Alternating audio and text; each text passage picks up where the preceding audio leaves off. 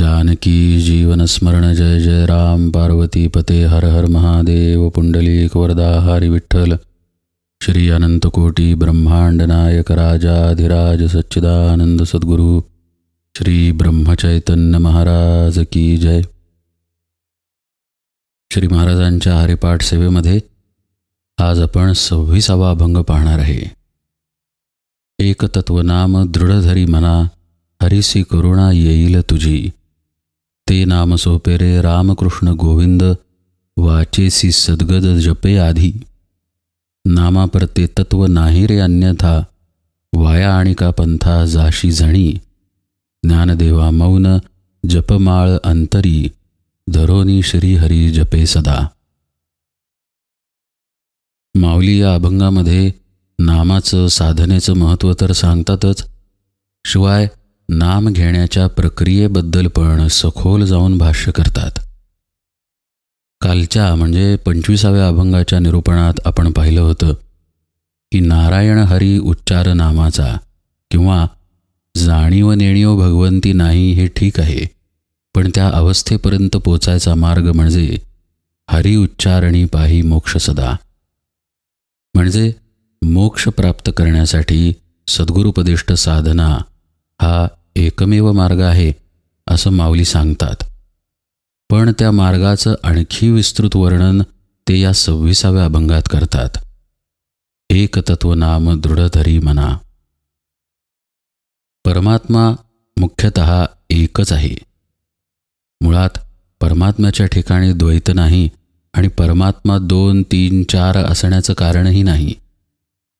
आपल्याकडं जे म्हटलं जातं की 33 कोटी देव आहेत, त्या 33 कोटींचा अर्थ 33 प्रकारच्या देवता आहेत, पण त्या आत्मदेवता नव्हेत. आत्मदेव हा त्या देवतांना आणि आपल्याला एकच आहे. आत्मा हा सर्व काळी एक आणि सर्व काळी अबाधित असा आहे, चिरंतन अनंत असा आहे. साहजिक आहे, आत्म्याचं नामही एकच आहे. म्हणजे खऱ्या अर्थानं नामातून प्रतिबिंबित होणारा बोध एकत्वाचा आहे असा त्याचा अर्थ आहे. कुणी दत्त म्हणेल, कुणी राम, कुणी शिव, कुणी आणखी काही, पण नामातून जो बोध होतो तो मुख्यतः एकत्वाचाच होतो. ते परमात्म स्वरूप मी आहे हाच बोध नामामध्ये ठासून भरलेला आहे. पण साधकाची मुख्य अडचण ती अनुभूती न येण्याची आहे. साधन खूप केलं जातं, नामस्मरणही खूप केलं जातं, पण अनुभूती कुठेतरी लांब दूर राहते. याचं प्रमुख कारण म्हणजे मन मरत नाही. मागच्या अभंगात विषय आलाय पहा की परमात्म्याजवळ भगवंताजवळ जाणीवही नाही आणि नेणीवही नाही. म्हणजे त्याला द्वैतभावाने जाणण्याची कृती असू शकत नाही. तिथे फक्त तद्रूप होणे ही एकच स्थिती शक्य आहे, तरच त्याचे ज्ञान झाले. बरं, असे ज्ञान होऊनही उपयोग नाही, म्हणजे ते ज्ञान झाले या जाणीवेचाही उपयोग नाही. तुकाराम महाराज एके ठिकाणी म्हणतात, जाणोनी नेणते करी माझे मन.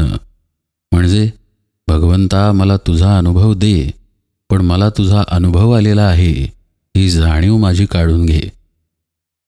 माऊली ज्ञानेश्वरीमध्ये फार सुंदर सांगतात, एथ जाणीव करी तोची नेणे हाथिलेपण मिरवी तेची उणे. आम्ही झालो ऐसे जो म्हणे तो काहीच नव्हे. जो असं म्हणतो की मला कळलं, की मला भगवंताचा अनुभव आला, याचा अर्थच असा की तो आलेला नाही.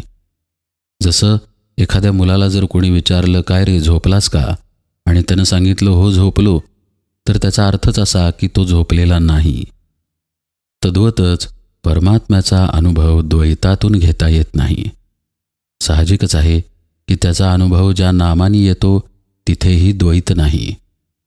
माऊली इथे हेच सांगतात, एक तत्व नाम. नाम म्हणजे एकच असलेलं असं तत्व आहे. तत्व याचा आणखीन एक अर्थ सांगता येतो, व्यापून राहिलेली स्थिती. जसं मी पुरुष आहे तर कुणी स्त्री असेल, कुणी लहान मुलगी असेल तर कुणी लहान मुलगा असेल, तर कुणी म्हातारी असतील. पण माणूस पण ही स्थिती सर्वांना सारखी आहे. यालाच तत्व असं म्हणतात. नाम हे असंच आहे. आठवा, याआधीही विषय आलाय पहा की चराचरामध्ये जो अस्तित्व भाव दाटून आहे तेच नाम आहे. माऊली म्हणतात, एक तत्व नाम दृढधरी मना. सर्वसामान्यत याचा अर्थ असा केला जातो की मनाने नाम घट्ट धरून ठेव. पण असं पहा, समजा मला एखाद्या वस्तूला पकडायचे असेल किंवा धरायचे असेल तर किमान ही अपेक्षा आहे की त्या वस्तूपेक्षा माझी शक्ती जास्त असली पाहिजे, अन्यथा मला ती वस्तू पकडता येणार नाही. जर मनाने नाम पकडायचे असेल तर मनाची शक्ती ही नामाच्या शक्तीपेक्षा जास्त झाली. पण वस्तुस्थिती तशी नाही. मन हे नामापेक्षा केव्हाही कमी शक्तिशालीच आहे. आपल्या कुठल्याही अवयवांपेक्षा, आपल्या कुठल्याही इंद्रियांपेक्षा भगवंताचे नाम हे शक्तिशालीच आहे. मग नाम दृढधरी म्हणजे काय? तर माऊली सांगतायत, एक तत्व असलेलं जे नाम आहे ते मनाला दृढ धरतं. एक तत्व नाम दृढधरी कुणाला? मनाला. म्हणजेच नामाची अवस्था गाठणे हे महत्त्वाचे आहे. मनाकडे लक्ष देणे ही साधना नव्हे. मनाने जर भगवंताला पकडायला गेले तर भगवंत कदापि मिळणार नाही. भगवान गोपाळकृष्ण जेव्हा नंदा घरी नांदत होते तेव्हा त्यांच्या लीला अगाध होत्या. भयंकर दंगा करायचे, अतिशय व्रात्यपणा करायचे. यशोदेला शेवटी वीट यायचा आणि त्या धाव धाव धावायच्या, पण भगवंत कधी हाताला यायचेच नाहीत. शेवटी दमून जेव्हा त्या बसायच्या तेव्हा भगवंत मागून येऊन त्यांना मिठी मारायचे. याचा अर्थ असा आहे की आपण भगवंताला, परमात्म्याला किंवा परमात्म्याच्या अनुभवाला धरायला गेलो तर तो अनुभव कदापि हाती येत नाही. तो काही न करण्याच्या स्थितीमध्येच अनुभवाला येतो. समर्थ म्हणतात, काहीच न करोनी प्राणी, रामनाम जपेवाणी, तेणे संतुष्ट चक्रपाणी, भक्ता लागी सांभाळी. आपण काही न करणे या अवस्थेमध्ये येणे जरूर आहे. काही न करणे याचा बाह्य अर्थ घेऊ नका बरं का. म्हणजे उद्योगधंदा न करणे, नुसतेच बसून राहणे, अशा तऱ्हेचे स्थूल अर्थ इथे अपेक्षित नाहीत. आपण पाहतोय सूक्ष्मातले अर्थ. काही न करणे ही अवस्था अत्यंत महत्त्वाची आहे. आपली कुठली हालचाल सुरू आहे मग? अवयवांची तर सुरू आहेच, पण ध्यानाला किंवा नामस्मरणाला बसल्यावर जर कुठली हालचाल सुरू असेल तर ती मनाची आहे, चित्ताची आहे, आपल्या वृत्तींची आहे. संत आपल्याला सांगतात की ही हालचाल आधी थांबव, आधी शांत हो, काही न करण्याच्या स्थितीमध्ये ये. अशा स्थितीमध्ये येणे म्हणजे मनाच्या मागे न जाणे, म्हणजेच विचारातून विचार आणि त्यातून पुन्हा विचार असे न करणे, शांत होणे. आणि हे अत्यंत कठीण आहे. अर्थातच हा अभ्यासाचा विषय आहे. आज बसलो आणि मन शांत झाले असे कदापि शक्य नाही. हा एक अभ्यास आहे जो दीर्घकाळ करावा लागतो. आणि असं मन शांत करणे म्हणजेच नामाने मनाला धरणे किंवा एकतत्व नामाच्या जवळ जाणे, निकट जाणे. असं पहा की मन, चित्त, अहंकार इत्यादी ज्या गोष्टी आहेत ते केवळ बुडबुडे आहेत. पाणी आणि बुडबुडे याच्यात सत्य काय हो? पाणी सत्य. बुडबुडासुद्धा खरं पाहता पाण्याचाच आहे. फुटला की तो पाणीच आहे. तसंच जर मन नसेल तर परमात्म स्वरूपच आहे. माऊली एके ठिकाणी म्हणतात, वाया मन हे नाव, एरवी कल्पनाची सावेव, जयाचे निसंगी जीव दशा वस्तू. मनाचा संग आहे म्हणून जीवभाव आहे. वस्तुतः मन हा पदार्थच तिथे नाही. पण माऊलींनी हे खूप उंचीवरून सांगितलं आहे. आपला अनुभव मनाचा आहे. आपल्याला मन आहे हे आपण पूर्णपणे जाणून आहे. आणि हे मनच आपल्या साधनेच्या, आपल्या नेमाच्या आड आजपर्यंत येत राहिलेलं आहे. माऊली नाम घेण्याच्या बाबत तळमळीने या अभंगात सांगतात की एक तत्व नाम दृढ धरी मना. नाम घेणे अत्यंत महत्त्वाचे आहे, पण त्याआधी काही न करणे या स्थितीमध्ये येणेही गरजेचे आहे.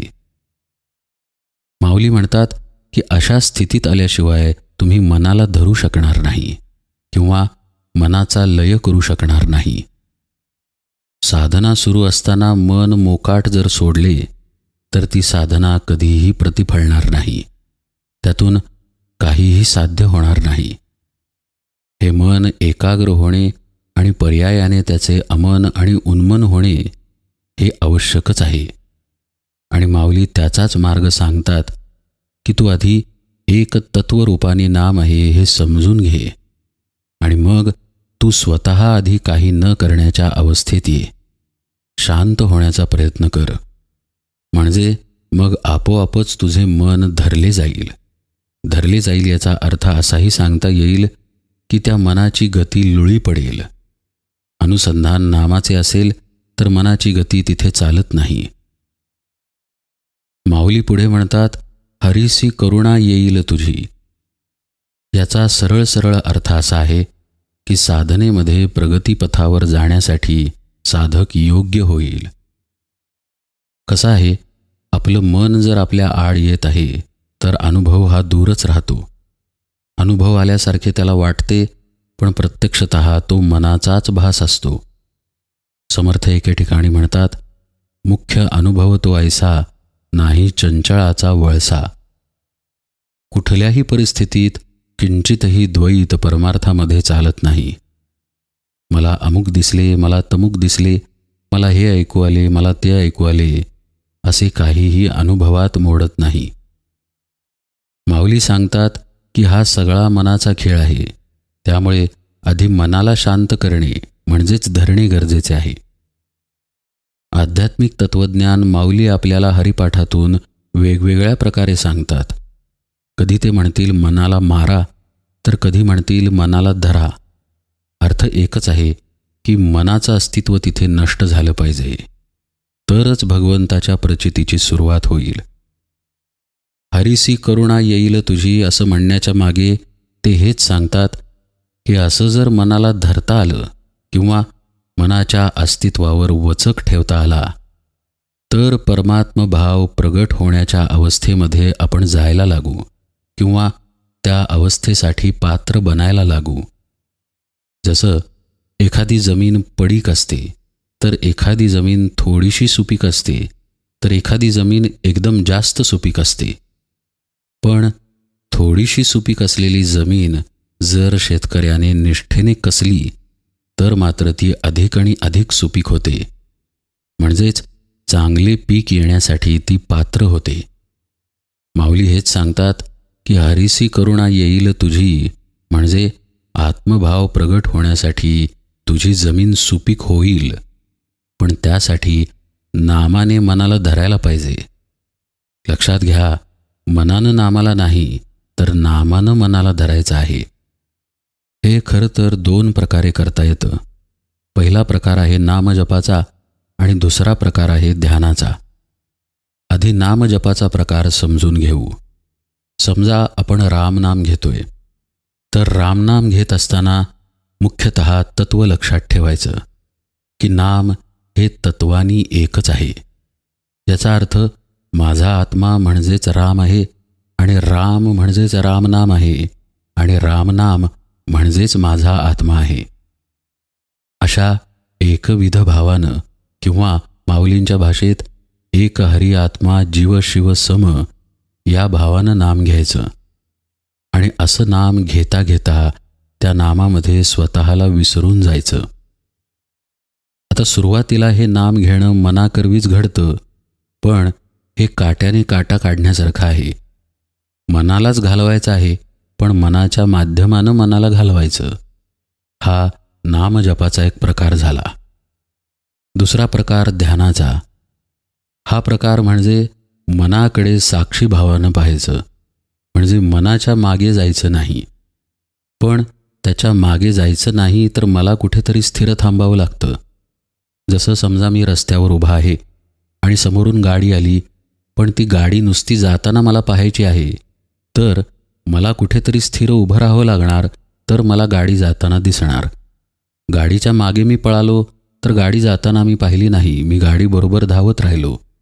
तसं विचारांबरोबर न धावता विचारांना पाहत राहणे, यासाठी मला स्थिर व्हावे लागेल.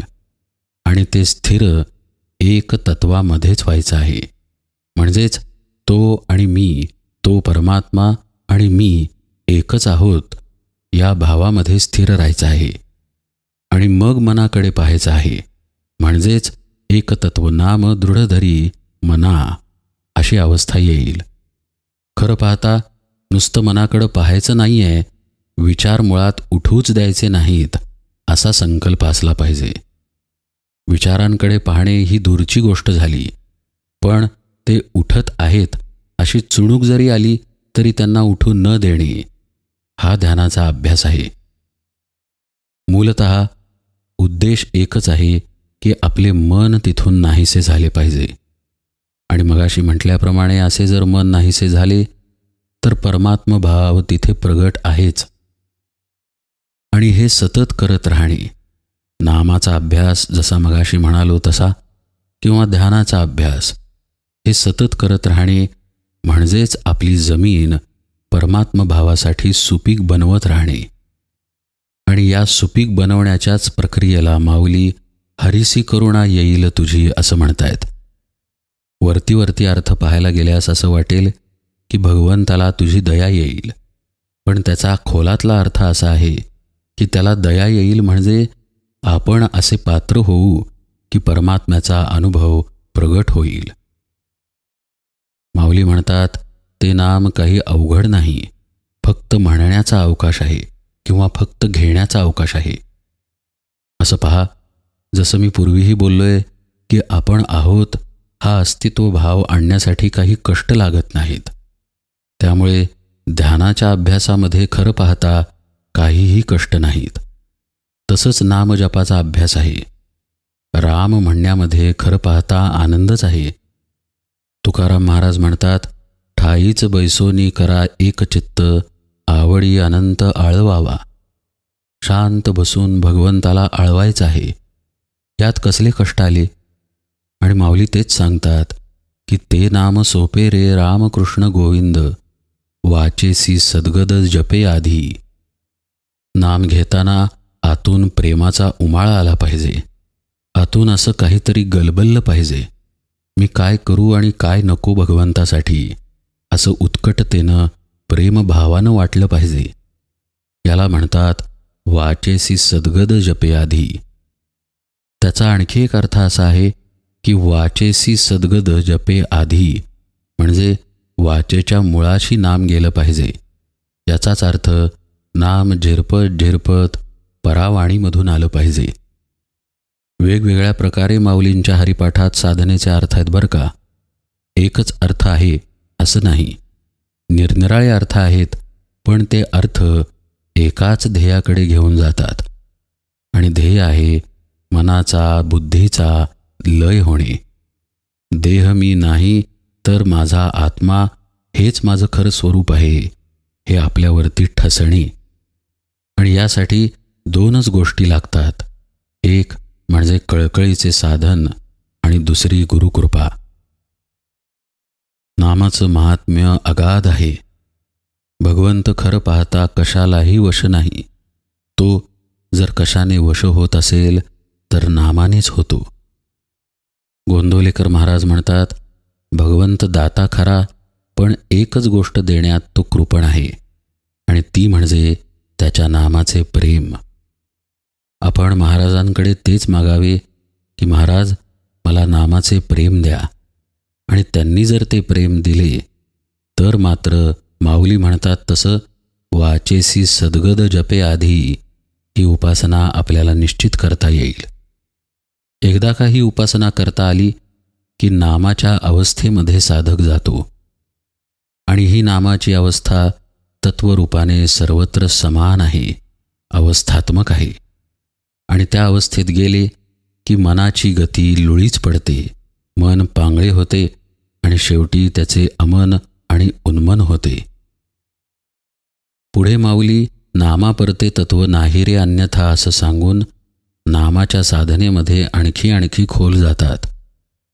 26व्या अभंगातील पहिल्या 2च ओळी आज आपण पाहिल्या की तत्वरूपाने हे नाम सर्वत्र व्यापून आहे आणि एकच आहे आणि एक असलेले हे नाम एकत्वाने साधकाला घ्यायचे आहे.